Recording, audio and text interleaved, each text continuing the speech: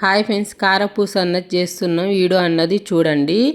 ఒకరోజు బియ్యాన్ని నానబెట్టుకోవాలి. నానబెట్టుకొని రెండో రోజు కడిగి మంచిగా ఆరబెట్టుకొని తర్వాతకి రెండో రోజు తీసుకొని మిల్లు కాడికి తీసుకొని మిల్లు పట్టించుకున్న బియ్యం పిండిలాగా ఆ పిండిని తీసుకొచ్చుకొని ఒక బేషన్లో వేసుకొని వామన్నది నలిపి వేసుకోండి. ఇలాగ చేసుకోండి, బాగుంటుంది కారపూస అన్నది. కొన్ని నువ్వులు వేసుకోండి సరిపోయినంత. కొంచెం కారం వేసుకోండి, కొంచెం సాల్ట్ వేసుకోండి సరిపోయినంత. వేసి మంచిగా కలపండి. శనగపిండి లేకుండా ఓన్లీ బియ్య పిండితో ఇలా చేసుకోవచ్చండి. ఒకసారి ట్రై చేయండి. బియ్యాన్ని మటుకు కడిగి ఆరబెట్టిన బియ్యాన్నే మిల్లు పట్టించుకొని వచ్చిన పిండితోని ఇలా చేసుకోండి, బాగుంటుంది. కొన్ని వాటర్ పోసేసి మంచిగా కలుపుకోండి.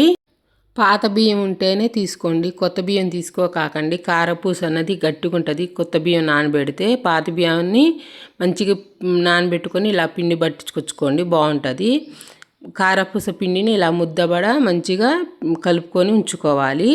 ఆ తర్వాత కళాయి పొయ్యి మీద పెట్టేసేసి కళాయిలో ఆయిల్ వేసేసి తర్వాత కారపూస గిద్దలలోకి పిండిని పెట్టుకోండి. ఆయిల్ వేడెక్కినాక కారపూస అన్నది వేసుకోండి. వేసుకొని మంచిగా కాలనీయండి. మధ్యలో కొంచెం ఇట్లా కలపండి. ఒక పక్కకి కాలినాక రెండో పక్కకి తిప్పేసుకోండి, బాగుంటుంది. రెండు పక్కల మంచిగా రెడ్ కాలనీయండి. కాలిన కారపూస ప్లేట్లో జల్లిపుట్లోకి తీసేసుకోండి. ఆయిల్ ఏమైనా ఉంటే కారిపోయిద్ది. 2 నిమిషాలు దాంట్లో ఉంచేసి ఒక ప్లేట్లోకి తీసేసుకోండి. శనగపిండి లేకుండా బియ్యపిండితోని కారపూస మంచిగా ఉంటుంది. ఒకసారి ట్రై చేయండి.